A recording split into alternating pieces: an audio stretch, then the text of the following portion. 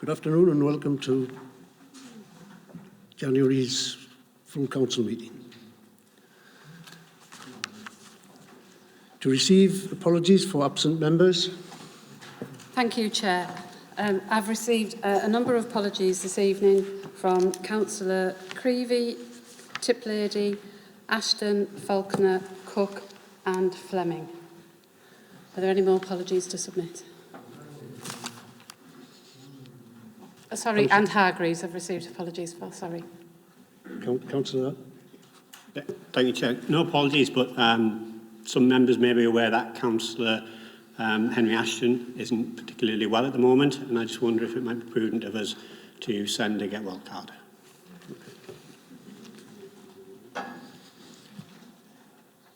Councillor Boddy, did you hand up there?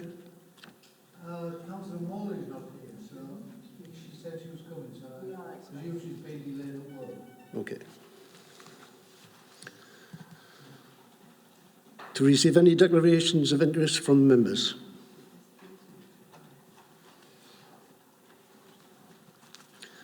To deal with any business required by statute to be done before any other business.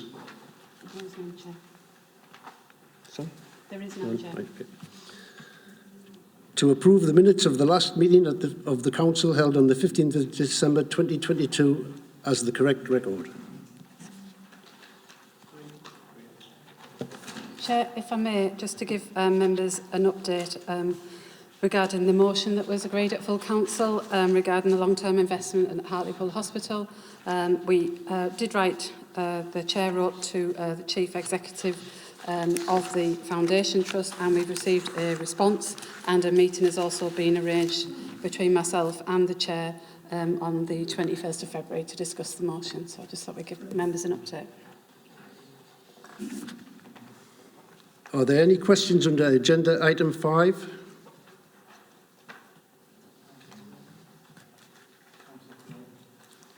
Councillor Clayton. Thank you, Mr Mayor. It's just in relation to minute 83. Members will recall at the last council meeting I asked a question regarding disabled parking charges within the town centre car parks. Now, the response to those charges has always been, well, they receive 3 hours free, as does everyone else. But you will have noted this week that a press release has gone out to say that that... Point of order, Chair. It's not relevant to the minutes of the meeting.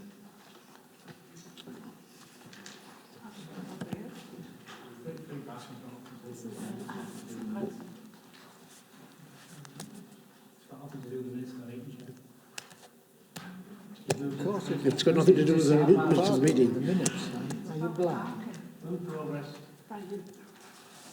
Move on.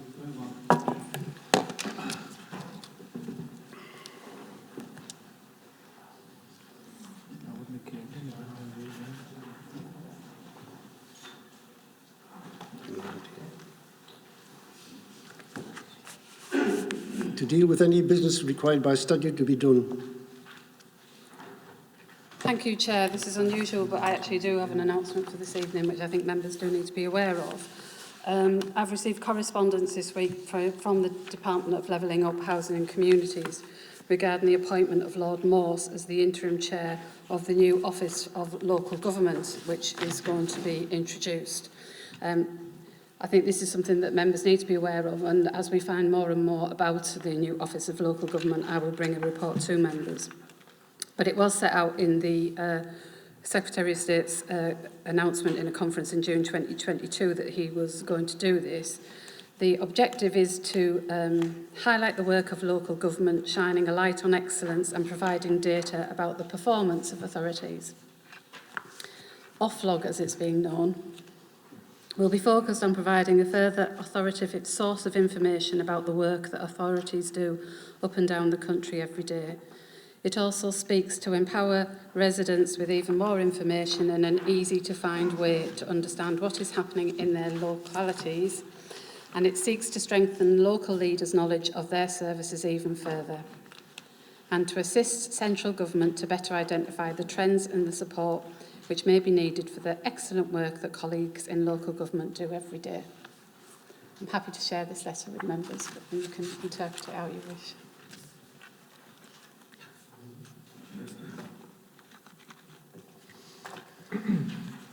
There are no items under item 8. Item 9 is the report of the Finance and Policy Committee presented by Councillor Moore.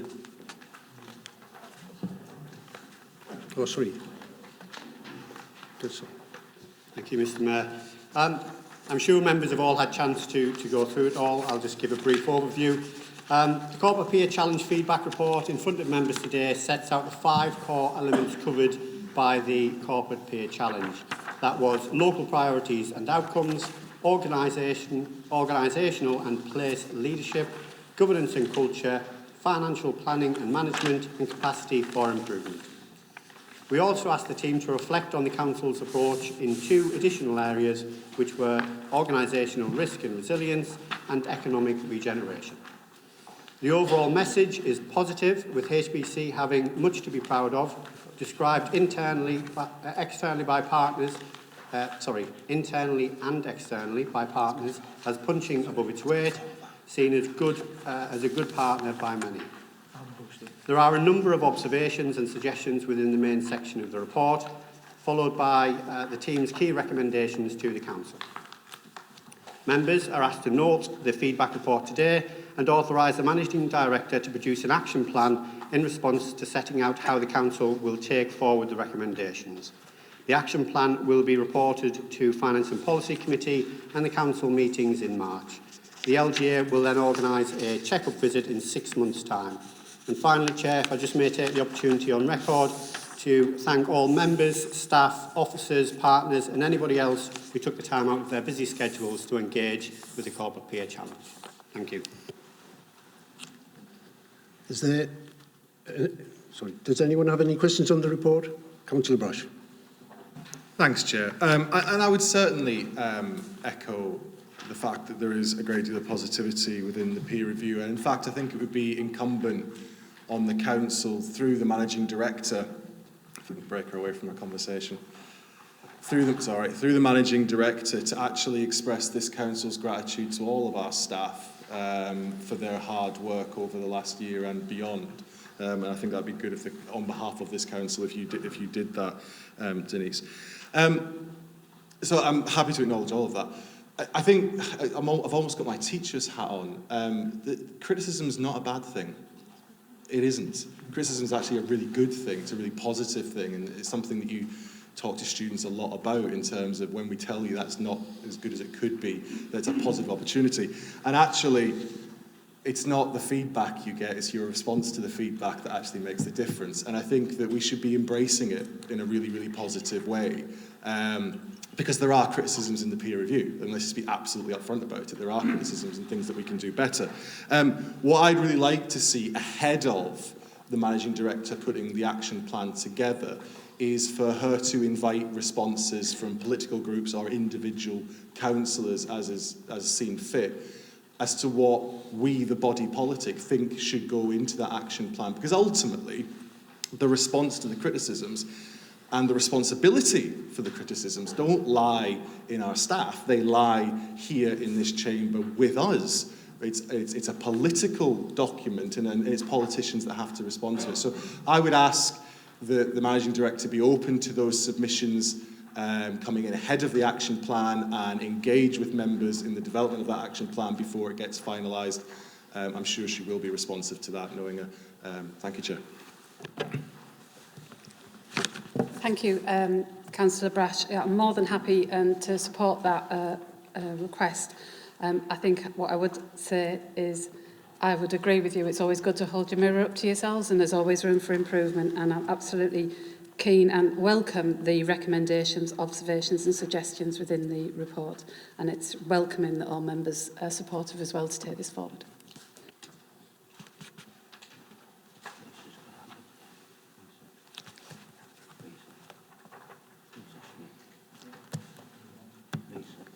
Sorry. Councillor Lisa Smith. Hiya. I don't know whether it would be under this section, Finance and Policy Committee, or the Managing Director's section, because they're both basically the same, so I'm unsure which one I need to speak under. because it's in relation to page 13 of the report. So I can sit down and pass this and then go back if you want me to.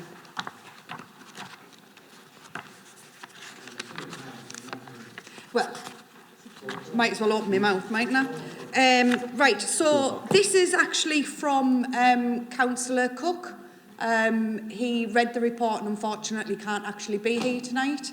And he said under 4.3, which is on, goes over to page 13, that aligned to this as cross-party consensus that Audit and Governance Committee is not effective as it could be and could be strengthened. He wanted to be enlightened a little bit more on what that section means. Councillor Brash. I think that's a really interesting point, and I think that's exactly the sort of criticism and recommendation that political groups should be really getting their teeth into and thinking about how we improve the situation. As it happens, Audit and Governance Committee is one of the areas that where I think, certainly on this side, we're entirely agreed on what would be a better system, which is that in any event, it's not in the interests of good scrutiny for the majority party on a council to basically have the option to appoint the chair of the committee that's supposed to scrutinise them. And certainly, if we had a Labour council here in Hartlepool, we would want to cede the chairmanship to the largest opposition group, which would probably be the Conservatives, so that they could scrutinise us through that office. So I think there are some significant changes that can be made to the way Audit Governance is constituted and made up, and that one suggestion from us will probably be fed into our response to this criticism. Councillor Moore. Thank you, Mr. Chair.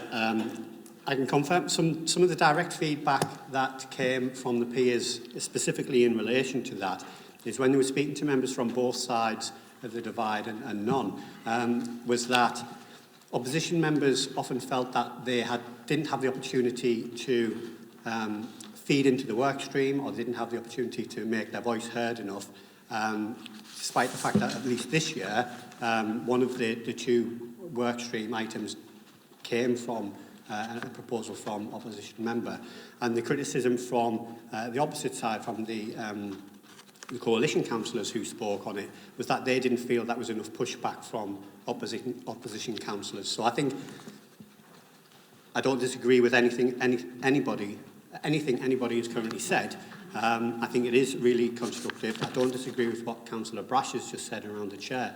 I mean, the system that we currently operated is the system that we inherited from the previous administration as when the committee system was set up. But the direct answer was that it was felt from both sides there just wasn't enough opportunity to feed into it. Now, whether or not that is a criticism of how Audit and Governance itself works, or if we're self-reflecting, whether it's a criticism of us as councillors that we're not directly engaging enough and not scrutinising enough, is up to us to work out, I think.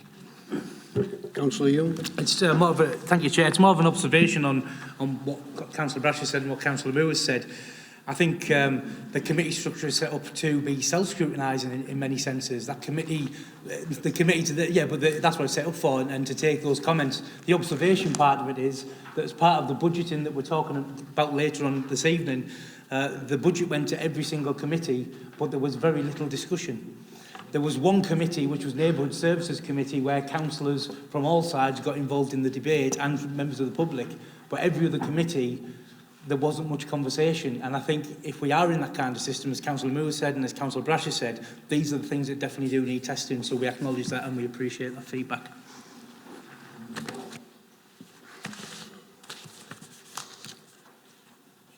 Is there any dissent to the recommendations in the... Sorry. I was just going to ask you if there was nothing else that we vote for. Is there any dissent in the recommendations in the report? If yes, we will go to the vote.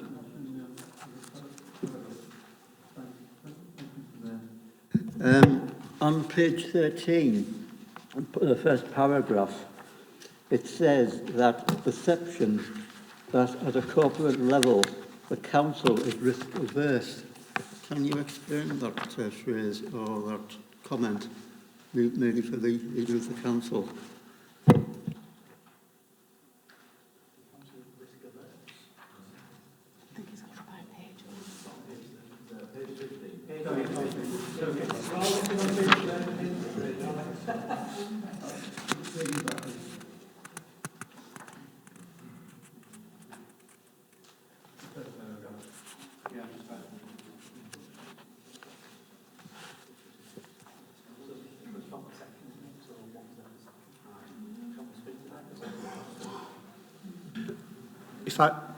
Chair, if I remember correctly from the feedback, and the Managing Director might be able to assist with that because she was there, Councillor Young's correct, it was generally a sense of perception, and the peers noted that we already do a certain aspect of what they're deemed as municipal enterprise.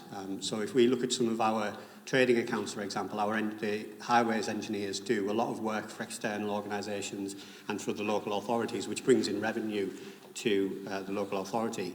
And I think what they were trying to point out to us is that we have a good track record of doing stuff like that, and I think we shouldn't be quite as risk averse in doing that a little bit more.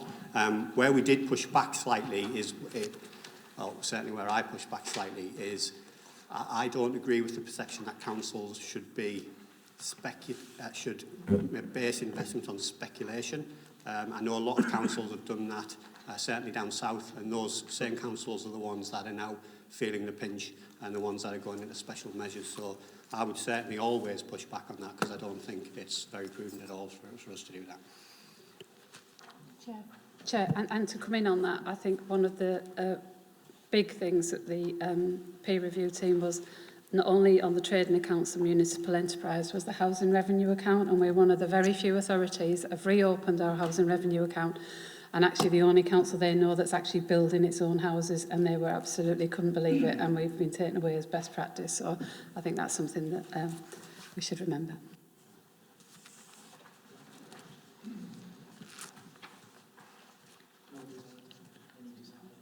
There's no dissent, is there? So there's no vote for. Is there any dissent on the recommendations in the report? If yes, we will go to the vote. If there's no dissent, Chair, we don't need to hold a vote.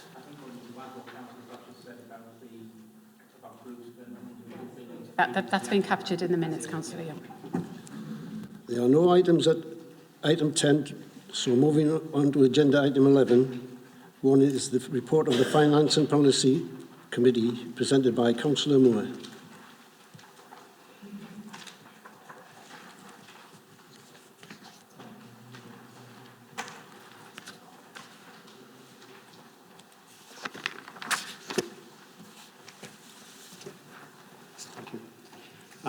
On Monday, Finance and Policy Committee considered the fifth budget report, which provided an update on the Government's 2023-24 financial settlement for councils and feedback from policy committees. I'm assuming everybody has read the covering report and the detailed report we've considered at Finance and Policy Committee. Therefore, I'm not going to go through it in detail, but I would like to highlight a few key issues. Firstly, the Government has recognised the financial pressure facing councils with social care responsibilities for adults and children and increasing their spending power, which, if I just on a personal level say, from an LGA point of view, it's nice to finally see that unitaries are getting the recognition they deserve and it's not just going towards districts all the time. The overall settlement is providing an increase of national spending power for all councils of £5 billion. An increase of 9.2%. In an ideal world, this increase would all come as additional government grant, but this will only make up 62%, around 3.1 billion of the total, as we've seen in other years. The settlement assumes the balance of the spending power increase will come from council tax and adult social care precept. Nationally, this means that 38%, so that's 1.9 billion of the increase in resources for local services, will come from council tax and the adult social care precept. The settlement provides more grant for areas which can raise less by increasing council tax and the precept, and as government figures show, this means that 28% of Hartlepool's forecast increase in spending power will come from council tax and the precept, compared to the national figure of 38%. Secondly, council tax increases are always difficult as, unlike any other taxes, they require an annual decision to increase this income. Other taxes, such as income tax, increase as a result of pay awards and freezing allowances, at which point the income tax is paid. Similarly, VAT increases as a result of inflation. Thirdly, we have listened to feedback from the policy committees and we are recommending the proposed garden waste charge of £41.50 is reduced to £32. Hundreds of councils are already charged for this service and have done for many years, including 7 of the 11 North East councils. Additionally, the budget for Christmas trees will be retained and only the tree at the historic quay will no longer be provided. Finally, as I've already said, the report explains in detail the significant budget challenge we face, which is mostly driven by inflation. The budget package minimises the impact on services provided to the people of Hartlepool, and I would love to be standing here tonight to say we can freeze council tax, but with inflation running at its highest level, it would not be financially responsible and it would be damaging to the services we provide. We've thought carefully about the impact on households of increasing council tax and the precept, and we've also thought carefully about protecting services. I don't think anybody in this chamber wants to increase council tax, and we all have concerns about the fairness of the system. However, this is the funding system we have to work with. We will continue to lobby for fair changes to be made to the system, but if we don't approve the proposals referred from Finance and Policy Committee, we'll not get any sympathy from central government about our funding. The report provides clear advice from our Section 151 officer that the level of council tax is a decision for members. However, in reaching this decision, his advice is clear. Members need to consider the implications on the financial sustainability and resilience of this council. The proposed council tax and precept increase will cover 23% of the inflation deficit. It's easy for people to oppose the increase in council tax and not have to say how they'll fill the £2.3 million gap in the funding this would leave. Not approving the increase means that this income will be lost forever and would simply leave an unmanageable problem to be addressed after May's elections, and we are not prepared to do this, Chair. Therefore, I move recommendations referred from Finance and Policy Committee, including the amendments I have already mentioned. Seconded.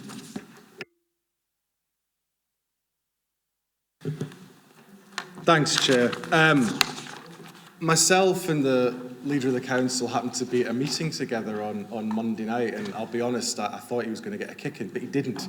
And actually, it was a very, very affable meeting, and we agreed on virtually everything. So I'm going to try, in the spirit of that, to keep that going this evening. I guess the definition of insanity is doing the same thing over and over again, expecting the same result. So here we are, another year in which central government underfunds local authorities, another year in which council tax is going up, another year when we have to think of the unthinkable, unpleasant cuts in the charges like the brown bin tax, and on it goes. And don't get me wrong, we do disagree with members opposite on a number of different things. We would like to see things that are different, electoral cycles that would have made savings. We've mentioned senior officer salaries. We've talked about special responsibility allowance, which my colleague to the right gives up voluntarily. The adversity to risks, I mean, that is something we've talked about. I completely agree with the Leader of the Council, of course, that the thing about risk is you've got to get it right. That's why it's risky. But I think there's something to think about there. Look, there are all sorts of ways in which we disagree, and a budget may look different in different circumstances. But let's think about who the real evil is here. Let's think about who the real villains of the piece are here. It's the Conservative government in Westminster. £25 million taken out of the budget of this local authority every single year.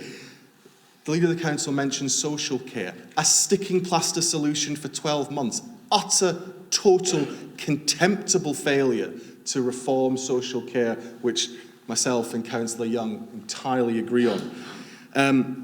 The cuts that we've seen, the refusal to give a long-term plan. Every year, it's another year just to get by, no strategic thought for local government whatsoever, and I don't imagine that'll come from the Office of Local Government either.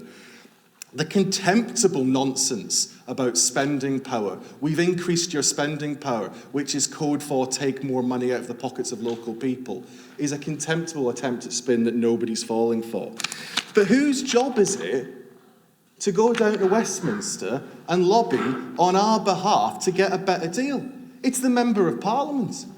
And I've done a little bit again. Councillor Little, where are you, Councillor Little, who always asks at every committee meeting, has the Member of Parliament taken up our invitation to come to a policy committee to talk about the budget? And every time she fails to turn up. And I've done a bit of digging. In the time our MP's been in Westminster, she's mentioned council tax in Parliament precisely 0 times. She's mentioned council funding precisely 0 times. And I thought, it must be not a spoken contribution. She must have written a letter to a minister. She must have written to the Chancellor or to the Secretary of State for Local Government to say, look what you are doing to services in Hartlepool, look what you are doing to these people in their guts. Of the 5 letters she's written to ministers, not one mention of council tax, council funding. Indeed, the one question she once posed at PMQ shouldn't even mention Hartlepool. It is failure on an unbelievable scale. It's the government in Westminster that are causing such damage to our town. We can talk about, the child poverty assessment that comes in this report tonight doesn't include the impact of increasing council tax for some reason, and I don't know why that is, because presumably it does have an impact. So where's our MP? She's in Strasbourg this week, doing her job with the European Council, which is awfully helpful of her, instead of being here to listen to the difficult decisions that members are making tonight. It's utterly, utterly shameful. So, look, we're not going to support this budget. We're not going to be people who facilitate Conservative Party failure at a local and national level. We're not going to do it. I have sympathy, and I do, and I can say that with members opposite. It's difficult, this process. But nevertheless, this budget is a symptom of one thing. 13 years, Conservative Party failure, and an MP that can't even be bothered to do the job. Mike? Thank you, Chair. Councillor Brash is right. It's certainly on the point of social care. On the point of social care, yes. He won't be surprised that I've done some of my own digging though. And when the last Labour government were in place, council tax still went up under Labour. So we have an interesting point there. The fundamental point is we're here now. We're here now trying to deal with real problems and issues. We have huge commitments to social, adult and children's care, and that's an ongoing problem, and the price of that just continues to go up. And I'm not going to get commercial, Denise, so don't worry, but I have some issues with the way the social care system is operating commercially, and I'm going to voice that in the proper ways as they allow. But yeah, it's not easy tonight. It's difficult to put into words how we can be so far in deficit. Inflation has kicked the council really hard. We pay for services like anybody else. So the reasons that we are here are not comfortable reasons. That being said, this administration reduced the deficit so much in the period of time that we've been in that we're not in any more problems. We could be 25, 35 million deficit because Labour continuously kicked that can down the road. They use reserves to cover council tax issues. Still put the council tax up as well, but they were using reserves as well. So we're in a position now where we have a difficult decision to make. We've presented a budget. I think from our perspective, we've taken it to every single committee. We've done everything that we can to have this discussed and debated, and commentary was narrow at best in those committee meetings. And we find ourselves here now, after having approved this in Finance and Policy, looking at a council tax rise, social precept rise, and it's not comfortable, but we must get this budget through. Councillor Thompson? Just listening to what Councillor Moore had to say about lobbying government, about the problems we have with resource. Who are you lobbying if our MP isn't doing anything? How does that lobbying happen? Yeah. I've made direct representation to ministers myself. I speak regularly through the LGA and also to ministers directly through the Unitary Council Network as well, which we're a member of. So we do everything we can to make sure that our voice is heard, even if we have to do it directly and bypass other means. Councillor Sharp. Thank you, Chair. Firstly, obviously first full council meeting of January 2023, so I'd like to take the time just to wish everyone a very happy new year. I think we should always be grateful for the highs and lows of life, and 2022 absolutely brought that. From the successes we're all blessed with, from the hard work, and obviously the immense sadness when we first lost, and last year definitely brought that when we all mourned Her Majesty the Queen. And of course, to be happy with the consistencies of life, such as always, once again, football not coming home. However, this may not prove to be a happy new year for many families in this town, as they learn that what will be coming home is another increased council tax bill. Colleagues, I am absolutely astounded that once again this body finds itself considering raising council tax and forcing more costs onto our constituents. It's regressive, unsustainable and dangerous, and I hope what I've got to say makes for some absolutely difficult...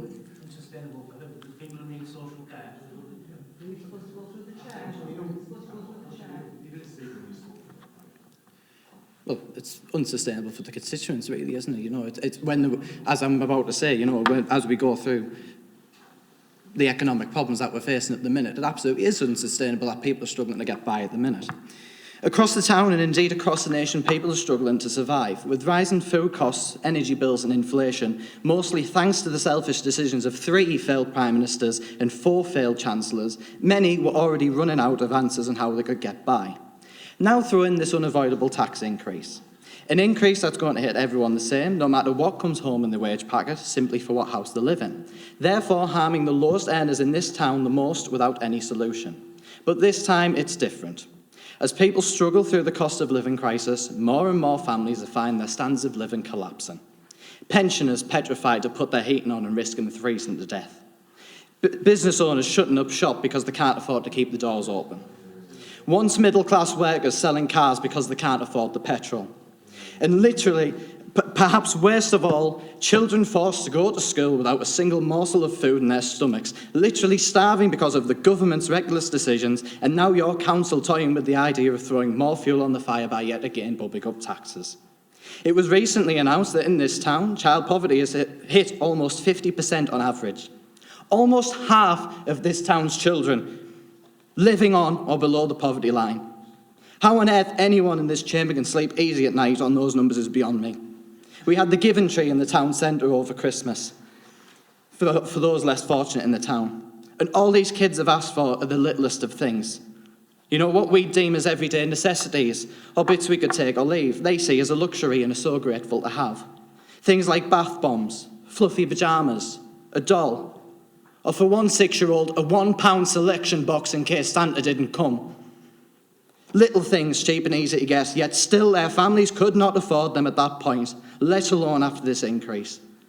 Most of these kids are the kindest and most polite people you could ever get to meet, and I know this because I've taught many who find themselves in this situation. It's the absolutely most heartbreaking thing you can experience, believe me, as they are just simply happy to be at school, with their friends, have some normality, be warm, be fed, and be equal amongst their peers. We cannot let this go on and risk another increase in these levels by attacking people's incomes. It's simply inhumane to gamble with lives like this when there are so many other avenues we could investigate. I am aware, as I'm sure many of us will be in the chamber, that there are some members of this council who refer everything back to party politics. So I'll jump the gun and open this play and discuss the politics of this decision. To do this is completely unconservative and goes against what the party used to stand for and be known for doing. Actually, let me clarify that, because by that I mean raising taxes. Starving children has been quite on brand recently in the Conservative Party, I do believe. Even recently when the National Party was forced into extending free school meals by a footballer. The nasty party... Councillor Sharp, you've got 30 seconds to finish up.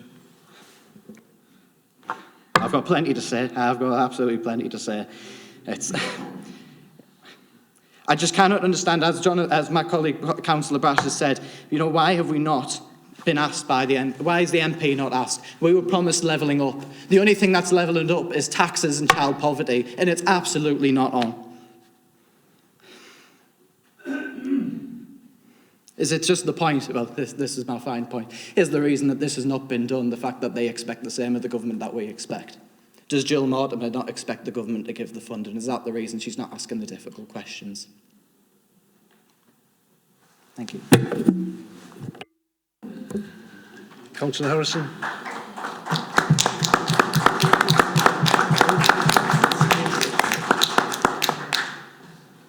Thanks, Chair. Well, I can't begin to articulate any better than has already been articulated by Councillors Brash and Sharp, the failings of this particular government. And it's not an anti-Conservative thing, this. It is an anti-government, and I want to make that very clear. I think I'll just make 2 points. One is that the extra money that we've been given is paying lip service to the situation. And in giving a little, they're taking a lot more, particularly by allowing us to raise council taxes the way it has. And I'll just make one other point, Councillor Young. When the previous administration was in, we were not in this particular various crises that we're in at the moment. Yes, there's always people who are suffering and who are vulnerable, but not as many as there are now. After several various situations, which I won't go into, but we are in the grip of a crisis that I have never in my lifetime experienced. And I think a lot of people are suffering because of that, and people who work hard are suffering because of that. And I think we need to realise that when we're making these decisions. So it has been said, but I just wanted to I didn't want to get political, but because you did, I thought I'd just answer. Councillor Young. Thanks, Chair. I think there are some really good points that have come across there, and I think Councillor Sharp was an impassioned plea. I think the natural question on the back of that is, so what do we do? Because there was a lot of statements about what this might cause and what the impact's going to be, but what do we do? Because we're in a situation where over 60% of our budget goes on social care for adults and children. And I'm going to be commercial, Denise. There are 2 children that should be looked after in this town that can't be looked after in this town because we have to send them out. That's 10 grand a week. 10 grand a week for 2 children to be looked after outside the town because we can't look after them in this town. We have real problems, and I've said it before, and Councillor Harrison's agreed with me. We have unique challenges in this town. But we have the mechanism of council tax. That's what we have. We have a local council tax support scheme at 12%, and we've maintained that. I tried to change it a few years ago, and I was shot down, and I was right to be shot down, and I'll admit that openly. I tried to up it to 18%. But when I realised the impact that was going to have, it was right to leave it at 12%. We're doing everything we can. We have one mechanism, and that's council tax, to make sure that we secure the services of the council. So yes, a lot of passion, and I agree with quite a lot of what you've said. I have lost my car as part of the process. So we are in this situation, and we do find ourselves with difficult choices. This is what we've come up with as a whole council to try and get through. And it is the worst that we've seen it. I've not seen it like this, even in the crash in 2008-9. It is awful. I'm experiencing it as well. It's awful. But yeah, I think we've got to make a decision tonight. It's a difficult decision. We've got to vote, and we're going to have to use it in the best way that we can for the people of Hartlepool in that respect. Councillor Boddy. Thank you, Mr. Mayor. I'm tempted to do what Councillor Moore did and just repeat exactly what I said at the Finance and Policy Committee meeting on Monday. The system is bust. That's what I said. The system is bust every which way you look at it. And we've had a Conservative government for 12 years, and the system is still bust. We've had promises and iterations and what have you about how they were going to do this, that and the other, and the system is bust. Councillor Young said that they hadn't touched reserves. That, as he knows and I know and everyone in this room will know, is not true. There's a projected deficit already. Point of personal clarification, Chair. I didn't say we hadn't touched them. I didn't say that. Your intimation was strongly that. Your perception, therefore, was that. And my perception is exactly right. your ability to give the right information is incorrect. So we have touched reserves, and there is already a projected budget deficit for the next financial year, i.e. 23-24, of £2.4 million, already projected. So we'll be in this situation again next year. And unless the system is mended, rectified and changed, we'll be continually in this situation with our services, our employees and our population, individually and in communities, getting bashed. I'll drill down on one aspect, which is exactly what I did on Monday. Adult community care. There's two savings in this proposal, one for £80,000 with regard to staffing and one of £400,000 with regard to changing how we do it. I know, because I've talked to various members of staff in adult services, that they are already under siege. And because we've now got a new independent commissioning group who are trying to shift across from health provision to social care vast numbers of our citizens, the chances are the assessments that will be needed, the assessments that are essential, will not get done, and people will be crippled in the middle. I also know that the idea that we can somehow tinker with the system, because I know how it works, and change how community funding is managed, takes a long process. It's called the decision support tool, and that is between the local authority and the commissioning group. And both will want to shift the cost of that care onto the public. They're out there, people with their loved ones in residential care, people who can't get community care. We haven't got the staff. So this budget isn't anodyne, it isn't without risk, and it isn't without a great deal of pain. I've only focused on one, but there's many more.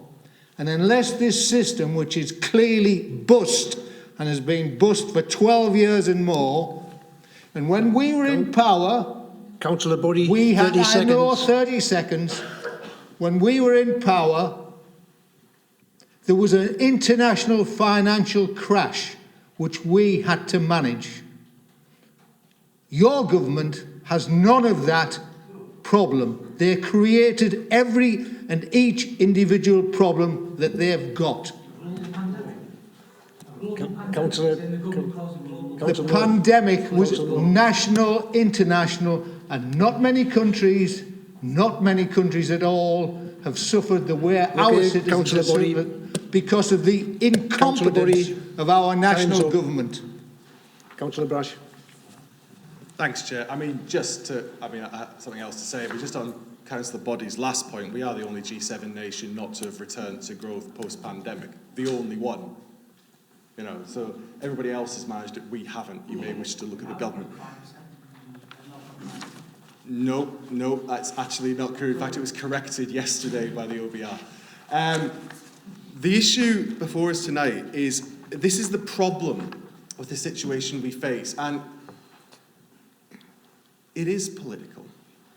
And the reason it's political is you can't wring your hands of a Conservative government in Westminster who doesn't fix social care, who doesn't fix council financing, who sits by while education is underfunded every single year they're in government, that allows, as my colleague has already said, 50% of this town's children to live in poverty. You can't wring your hands of that Conservative government and then in 3 months' time stick Conservative on the leaflet that the Conservative Party pay for and ask people for your vote. I can't think of a stronger message that could be made tonight I should be looking across this chamber at a sea of independents. Every Conservative councillor resigning from their party in disgust at the fact that 50% of our children are projected to live in poverty, in disgust at the underfunding of schools, in disgust at the broken council finance system, in disgust at fixing social care. Every single thing that's being complained about tonight is being complained about by Conservatives. Resign from your party. Make a stand. That would say something overnight. Hartlepool Borough Council wiped out of Conservatives because of the way the Conservative government treats Hartlepool. That would be a statement. I don't mind defending your government, but don't stand here and tell me your government's terrible and then go on the stump in May and say, vote for us, we're Conservatives. Councillor Little. Thank you, Chair. As on Monday, Councillor Body, when you were at Adult Social Care meeting, the £400,000 saving is looking at the NHS to pay towards some of the residents in the high needs block. We have adult social care day services delivered in a different way now. That is why we're saving £400,000 a year. So you're telling me that the councillors of the officers of Hartlepool Borough Council are lying to us, because that's what they've said to me, and I believe them. I've seen them last year when they saved £250,000 on 2 residents going over to NHS funding. And they've done exactly the same again this year. They've gone through everybody's action plan to see where they can save money. And I think our officers, to find that amount of money, have done an outstanding job for the residents of this town. Councillor Moore. Thanks, Chair. I mean, so far, I tell you what, I've just seen Councillor Morley raise a hand, and I was going to close off. So if she would like to speak, I'd like to hand over first. Councillor Morley.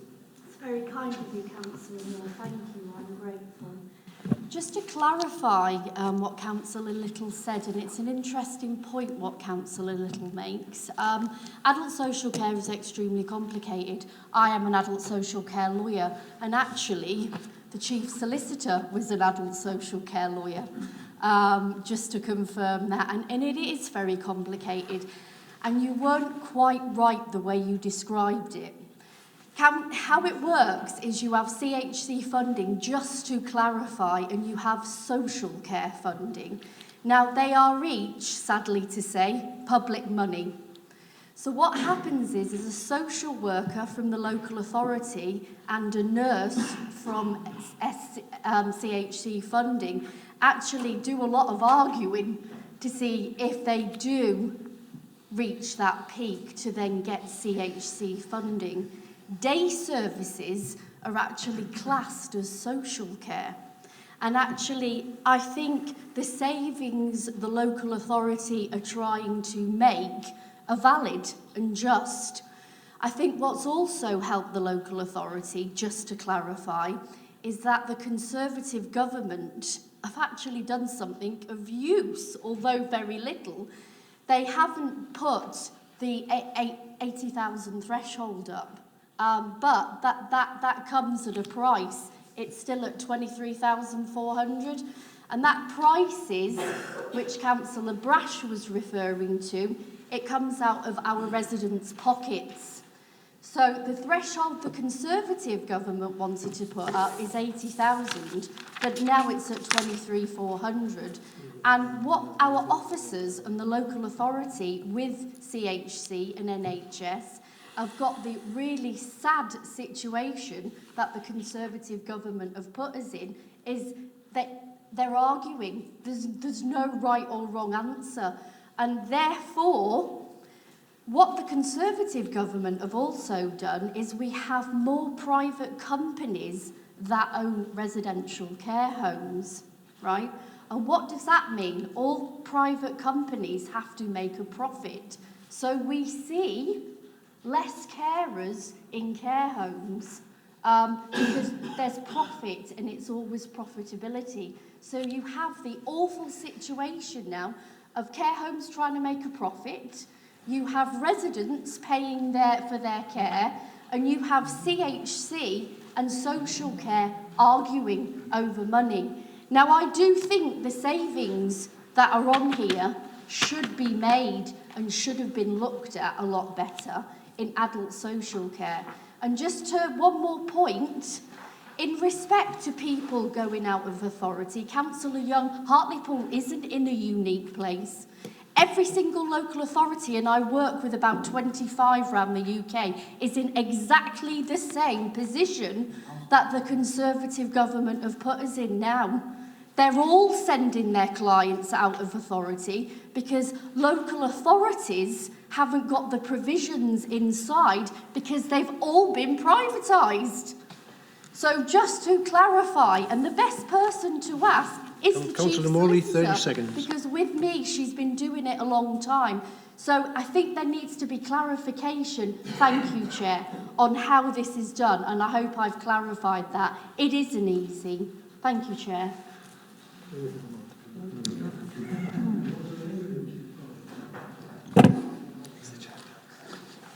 Thanks, Chair. I wasn't intent to speak, but I feel the need to.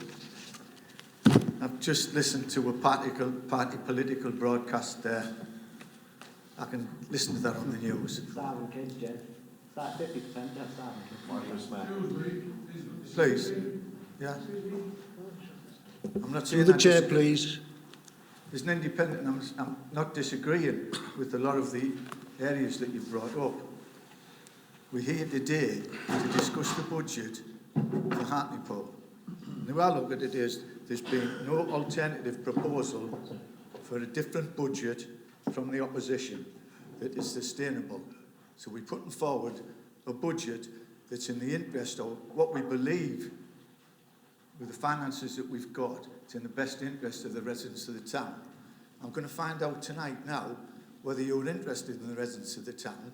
We get the political aspect from the government, but look at the savings that we're trying to make, difficult as they are, and we'll find out if you're going to vote for the residents of the town and sustain, right, the ongoing Hartlepool, how can I say it, continuation of services without us going into administration.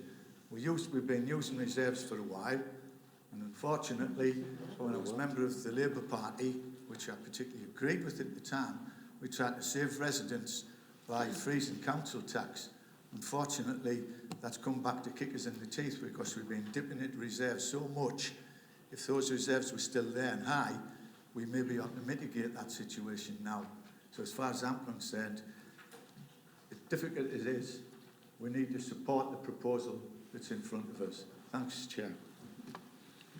Councillor Moore. Oh, it's mine. Thank you. Thank you, Mr Mayor. And may I thank members from, well, all members who've contributed. I must admit I can't disagree with much of what has been said. And following on Councillor Brash from the comments and the agreement on Monday, I have to agree with you because I do think you're correct in that the real villains are in Westminster right now.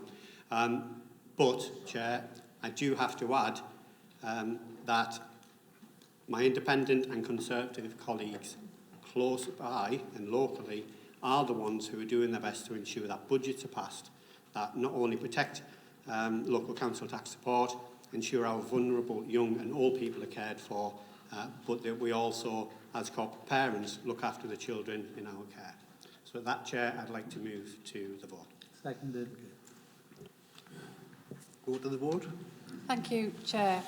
So we're voting in support of the budget presented to members this evening. Could I just ask this from clarity? I might be wrong. Councillor Morley came in through the debate.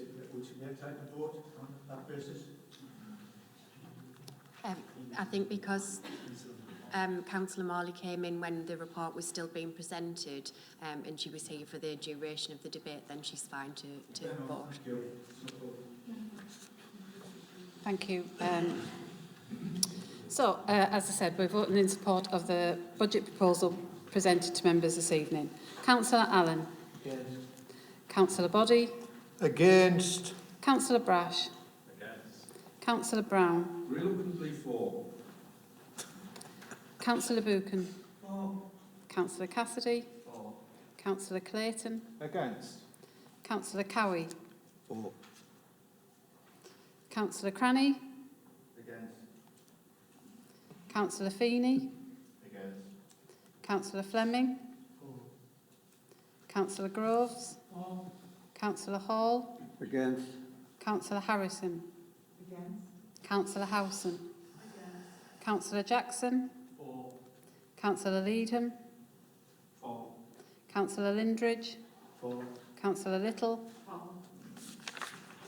Councillor Lyons. Councillor Martin Wells. Councillor Morley. Councillor Moore. Councillor Dave Nicholson. Councillor Veronica Nicholson. Councillor Reeve. Councillor Sharp. Again. Councillor Smith. Against. Councillor Thompson. And Councillor Young.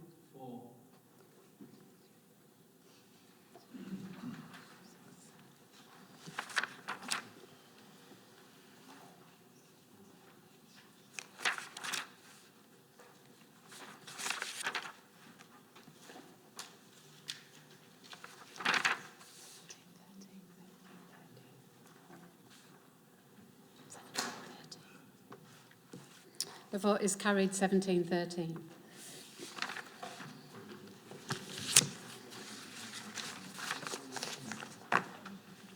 Okay. One motion has been received under agenda item 12. Councillor Brash. Thank you, Chair. Thank you, Chair.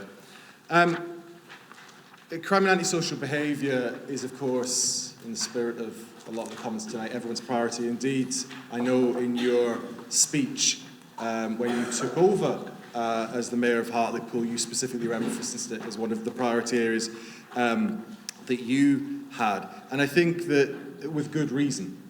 The confidence of the public with regard to crime and antisocial behaviour is low. Crime, unfortunately, I have to say, is on the rise. I pulled a few figures. January 14, around 880 crimes in Hartlepool, including antisocial behaviour. By January 2022, it's now well over 1,100. And indeed, November 2022, the last time we have figures for, it's 1,400. Just today, we find out that there's been a 35% drop in crimes that actually have a charge at the end of the process.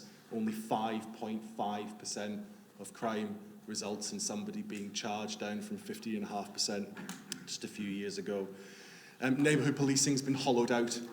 I happened to come across an old leaflet for a former colleague the other day, and I saw the neighbourhood police team for what was the Stranton ward, which was basically Burbank in those days. And there was 8 officers in this neighbourhood police team. And I know I represent the area of Burbank now. The leader of the council used to represent it. Let's be honest about it. There's one for the entirety of Burn Valley. It's a lot larger area. It's been completely hollowed out. And there's obviously, as a local authority, there are limited things that we can do. But how do we empower people? How do we empower victims? How do we give them confidence that actually someone's got their back and someone is trying to make those who seek to make the lives of others misery pay? And I will make this point very clear. Our youth service, and I've had the privilege of talking to them in the last month, they do a great job, and they do talk to victims about community payback and the opportunity of community payback as part of that process. And I'm very aware that we do have an agreement with our probation service. There is an agreement there about community payback. So I accept that all of those things are in place. But every single member here who talks to the residents they represent on a weekly basis, who talks to victims of crime and antisocial behaviour, knows full well that victims do not feel empowered by the system at the moment. They do not feel that they have got a say in community payback and putting those offenders to work on the priorities in their communities. So what we're looking for tonight, and this is not policy on the hoof, this absolutely has to go to the Safer Hartlepool Partnership. It actually should promote a bigger debate and a bigger discussion amongst elected members about how we do it. But what we need to do is look at the agreement we have with the probation service and look at how we can enhance it. I refer to it as a community payback plan. Other nomenclature, I'm sure, is available. But the key is, how do we get to a system where victims can see that punishment is more visible, more directed, more commonplace in their communities, dealing with the priorities that they have?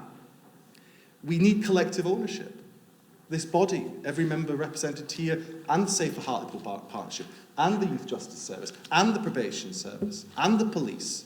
But we have to find a way to make victims at the heart of it, give them a greater say in the process, so they feel that at the very least, with all the difficulties that we face, with the cuts to our police force, with the cuts to our justice system, at the very least they know that if they're a victim of a crime that warrants a community service, that they will get a say, that they will be able to see in the not too distant future that person who offended against them being put to work in their community. So, Chair, I'm very happy in some respects to send this to the Safer Hartlepool Partnership and actually to come back with any myriad of recommendations about how we do it. There is so many possibilities about how we enhance the role of victims in our criminal justice system. But I would just hope tonight that we can just support the principle that we want to enhance victims' roles, that we want to give them power, we want to give them collective ownership, we want to give them a greater, stronger, visible voice, so that they feel confident that they are being defended within their community. Because, you know, I said in the Hartlepool Mail this very week, nothing prepares you for when you speak to a child about them being scared to go to their local park. The managing director knows that I went to Ward Jackson School, I'm happy to name the school, and spoke to children there. I don't think it's okay when a 9-year-old says they're scared to go to their local park because of the people who are there and the drug needles. The drug needles, that's the phrase the 9-year-old used. The drug needles in the local park. That isn't acceptable to me. And anything we can do to raise the confidence of the citizens of our town is worth doing. So I hope for unanimity across the board, with no politics involved, and let's put victims at the heart of our criminal justice system. Thank you, Chair. Councillor Harrison. Thanks, Chair. Yeah, I'd like to second this motion, and I'll just give you a little example of why I really think that this is a very good motion.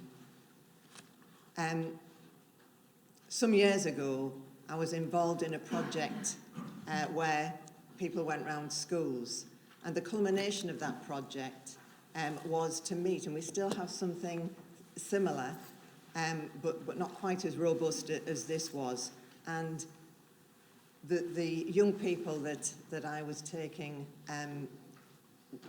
met the victims, they met the perpetrators of crime, one being a murderer, I remember.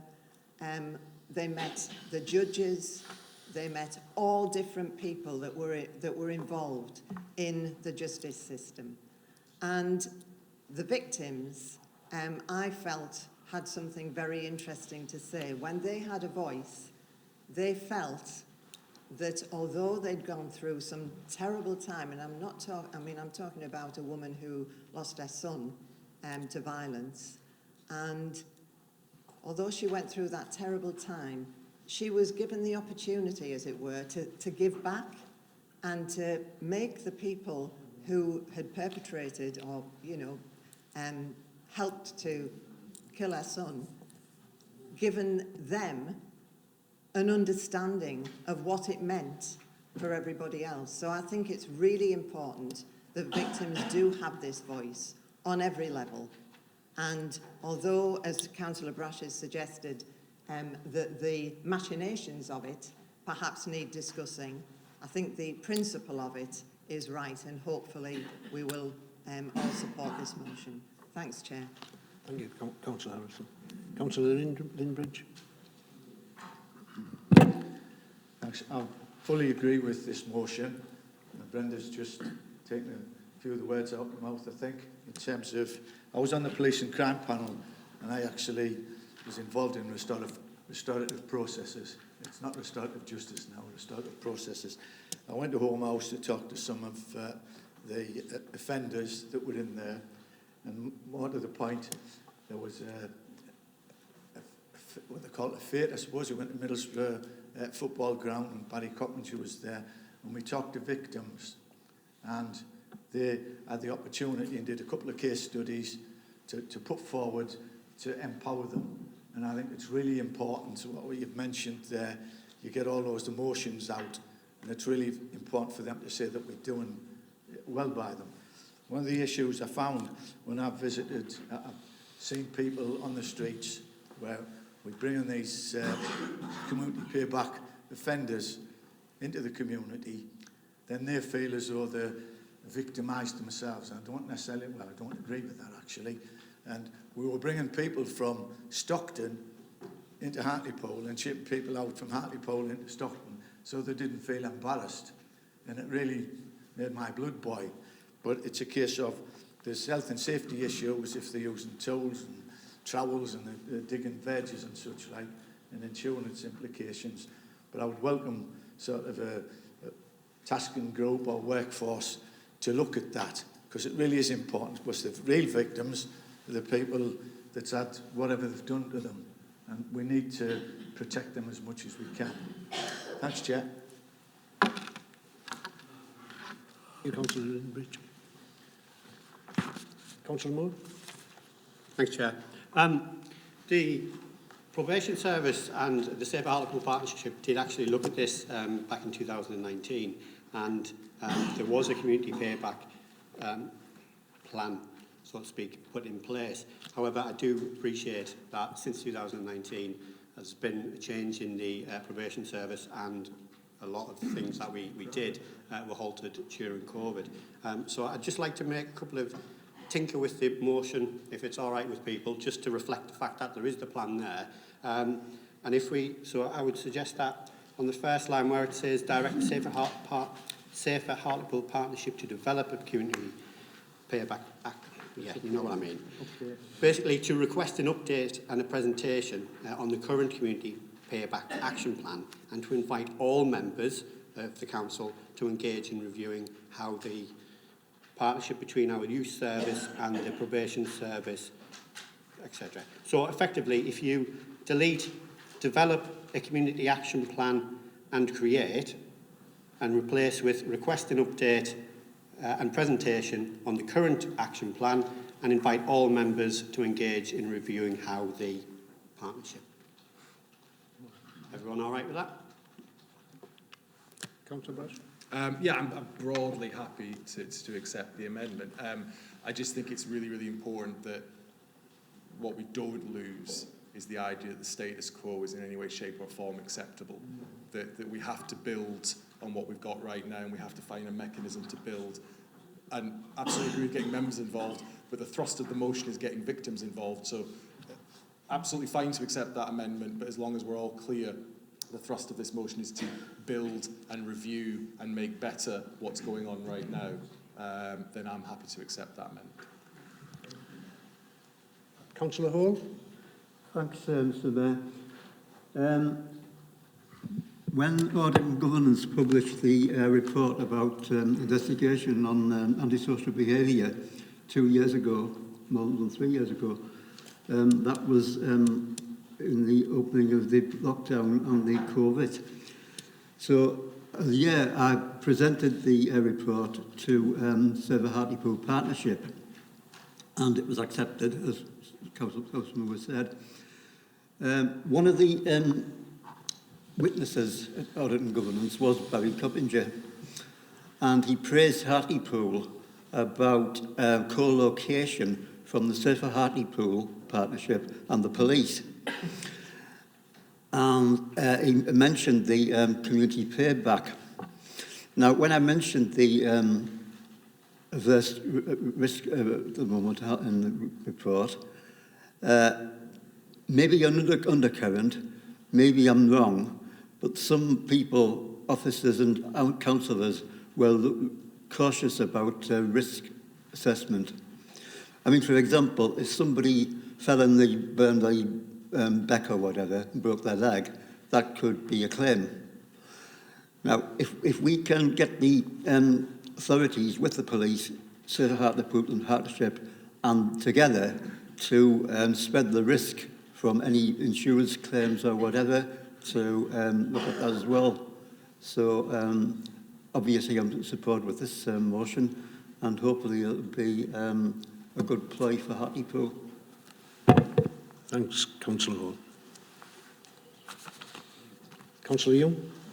I think, Chair, in the interest of expedience, I think that there's another part of this that could probably come out, and that's the part about that this plan come back to full council. I don't think it needs to. I think we could make those decisions there and get action more quickly by just allowing the Safer Hartlepool Partnership to do their work. Councillor Brush? Chair, I'd prefer not, only on the basis of the more light you shine on an issue, the better it is in terms of...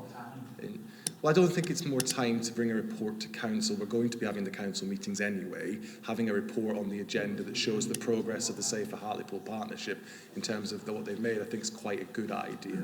I don't really see, the whole idea is to bring organisations together, and I think if we're going to pass the motion, we should probably find out as an entity what's happened to it. Would be my suggestion. I don't think it's a hill. I don't think it's a hill to die on, given that we're talking about victims. I think who gets the report is probably a lesser issue, but I just think basic protocol would be if we pass a motion tonight asking for something, we should probably get an update on what happens to that motion in the longer term, would be my take on it. No problem. Councillor Ingram? Thanks, Chair. I think I disagree with Councillor Brush on that. In principle, what you've said, Councillor Young, is right. In our recent peer review, it was suggested, thought there was too many council meetings and we need to make decisions at committee. And I think that's important, that if we have attendance and people want to contribute, let's get to these committees, say your piece, and let's get the decision made at them without having to go through the process and put it back a couple of months. And I've already said I'd support what you've said, but I think we should be making more decisions at committee and making councillors responsible for making them decisions, and not sitting and think, well, no, I don't know, it's a difficult decision and we need to take personal responsibility. Thanks. Councillor Harris. Thanks, Chair.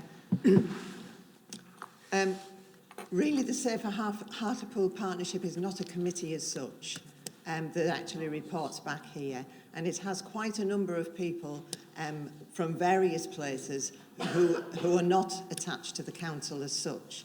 So I don't think it's outside the bounds of common sense to ask for some kind of report to bring back, just to give us an update on this motion and how it's worked out. I don't see that that's a problem at all. If I can, Chair, I'll remove that request for amendment.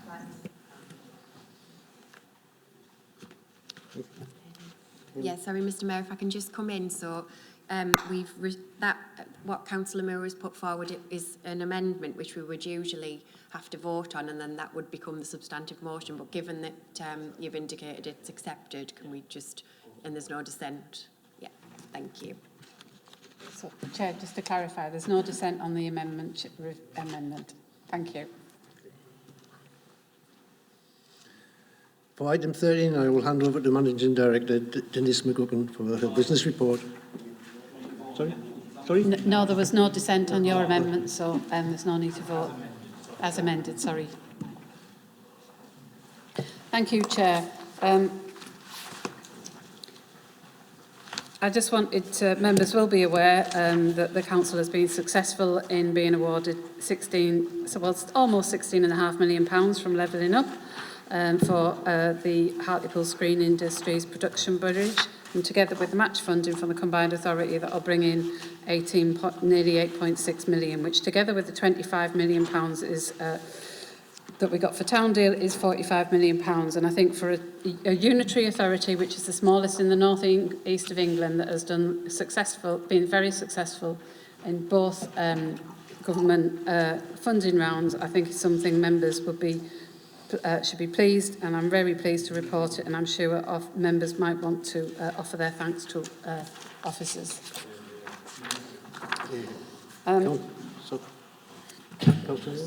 Yeah, I think it's important to acknowledge it. It's 16.5 million to look at a new industry. It's up and coming. We already know. We've had the discussions this week. Myself and Councillor Harrison had a very helpful conversation about this on Monday.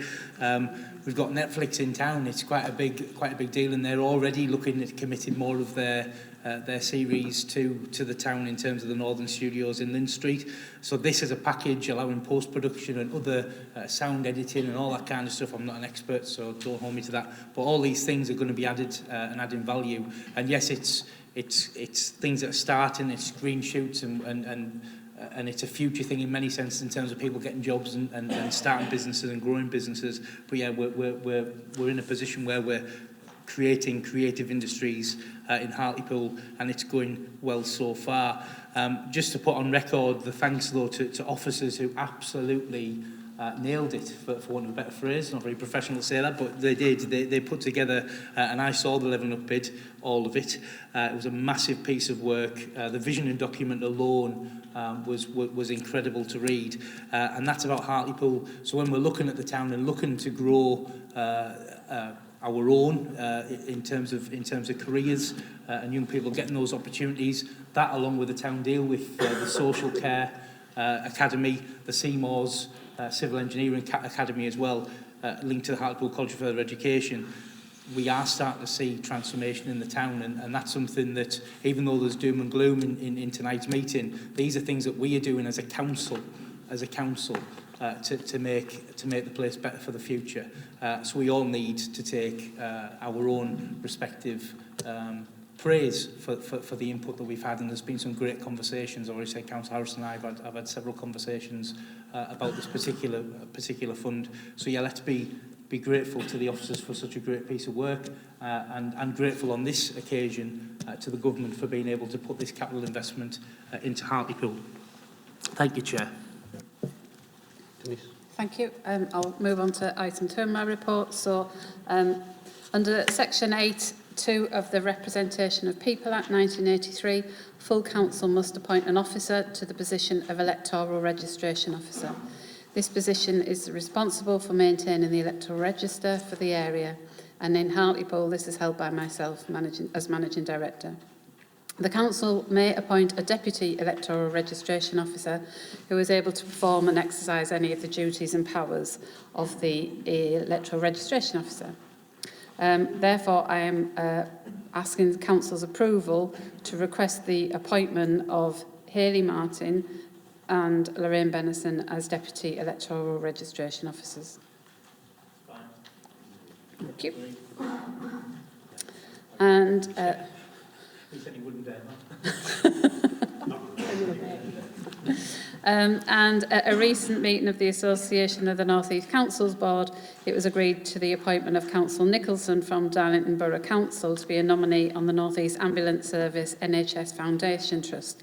There are 3 further appointments to which nominations are needed, and they are set out in the attached report which members have had circulated to them previously. We are requested to identify any nominees.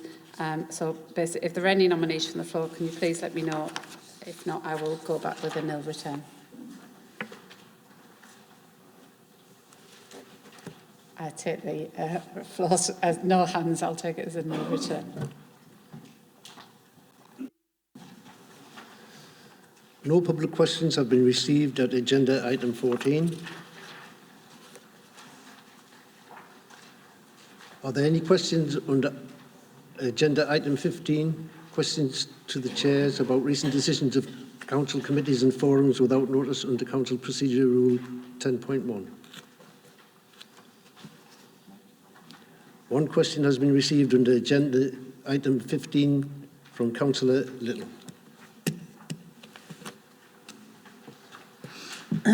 Thank you, Chair.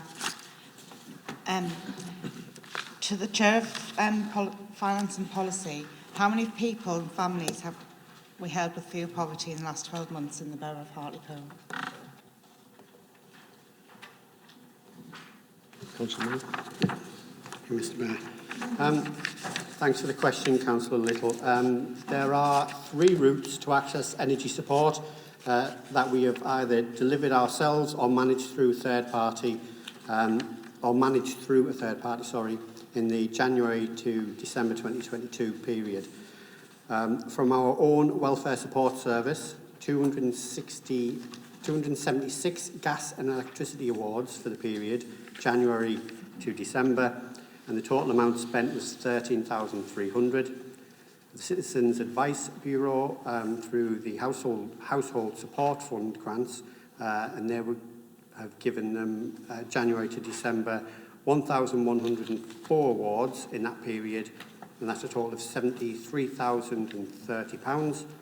And Advice at Heart through the Household Support Fund grants, we've given between January and December 1,170 awards in that period, and £85,563 spent. In addition, we've delivered the Council Tax Energy Rebate Scheme, providing £150 to 40,946 households within Hartlepool.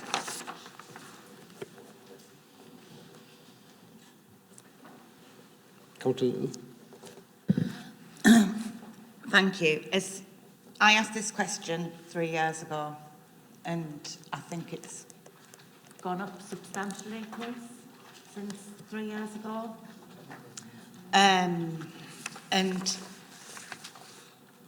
these are a different type of vulnerable people, and this is why I've asked the question. It's not just somebody elderly. It's a family. It's me. It's my sons are all suffering by this fuel, and it's just to show, like, lots of people might not realise. I don't want you all to come in tomorrow saying that my gas has ran out, my leckies ran out, but there is another way of getting it. If you've got any residents who are suffering, there's people out there who can help. There's people out there who can help them budget the money. There's Westview Advice Centre. There's Hartley Power, and obviously the officers here.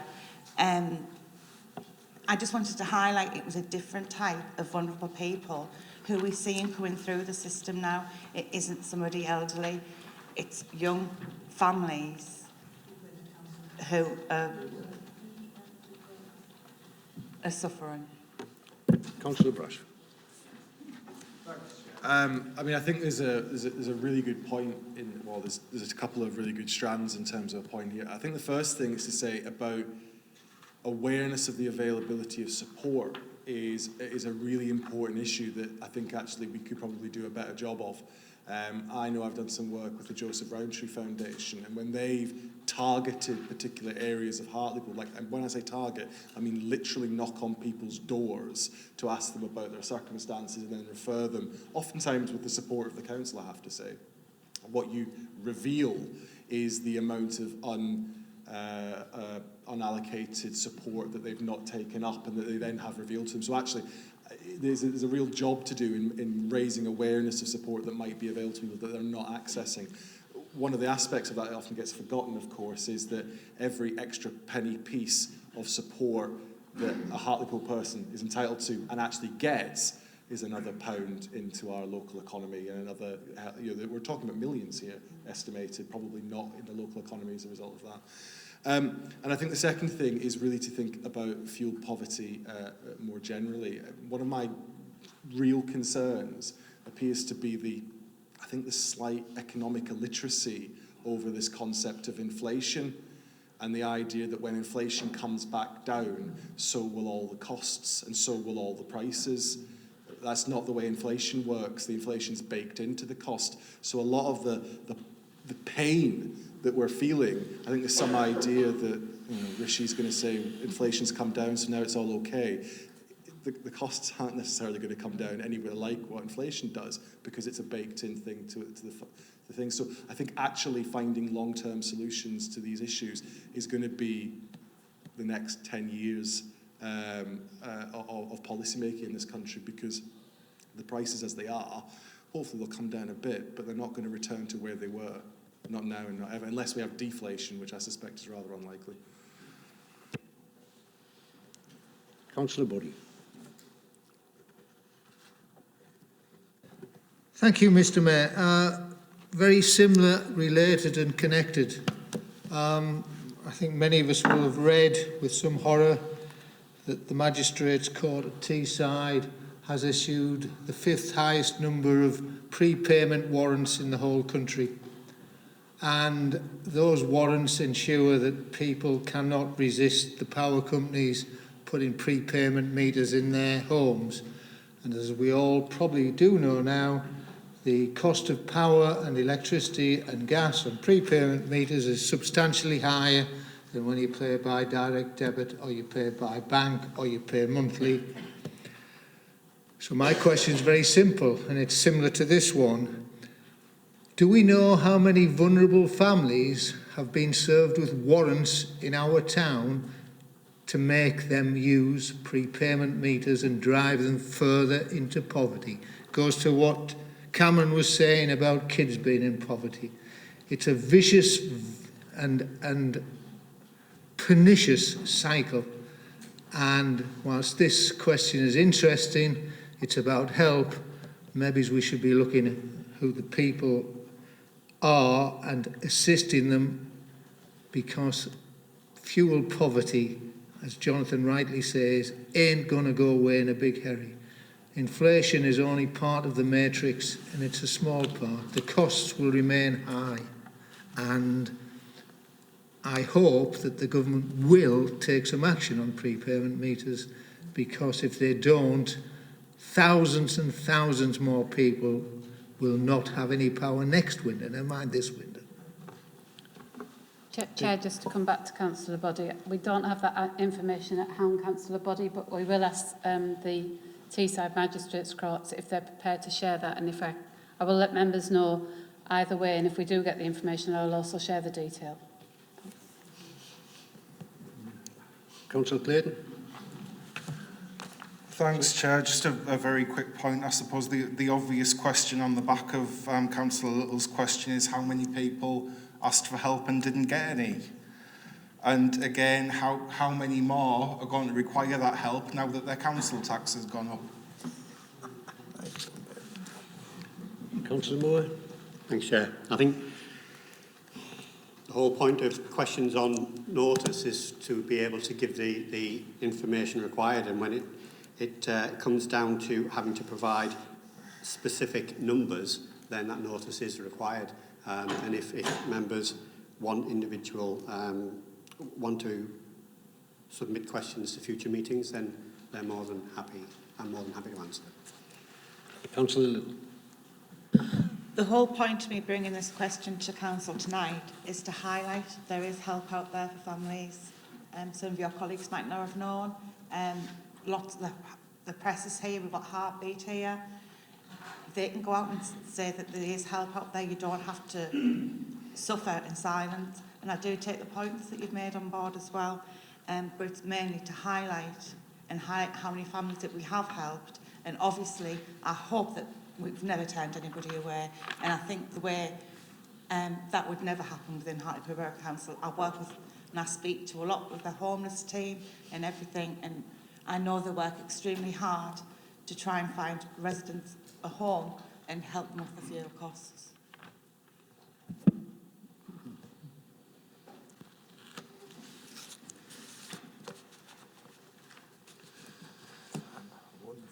There are no questions under 15C, 15D, and the meeting of the Cleveland Police and Crime Panel held on the 14th of October 2022.